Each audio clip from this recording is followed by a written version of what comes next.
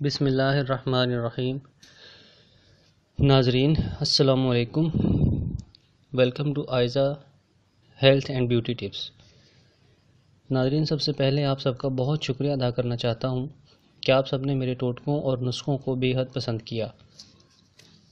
آپ سب سے ایک درخواست ہے کہ میری تمام ویڈیوز کو لائک اور سبسکرائب لازمی کیا کریں تاکہ آپ کوئی بہت اہم نسخہ مس نہ کریں۔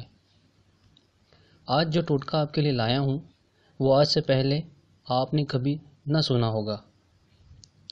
کلونجی، مولی اور گاجر کے حیران کن فوائد جو آپ نہیں جانتے۔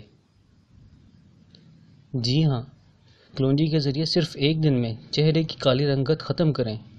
کلونجی حسب ضرورت لے کر دودھ میں پیس لیں اور ہلکا سا گرم کر لیں۔ رات کو سونے سے پہلے اس سے چہرے کی مالش کریں۔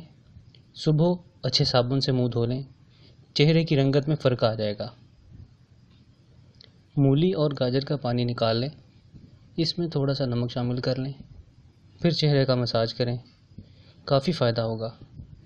ایک اور بہت اہمیت کا حامل ٹوٹکا آپ کے ساتھ شیئر کر رہا ہوں۔ مکئی اور جو کا آٹا ہم وزن لے کر اس کو گرم پانی میں بھگو لیں، ایک لیموں کا رس شامل کر لیں، اس سے چہرے کی مالش کریں۔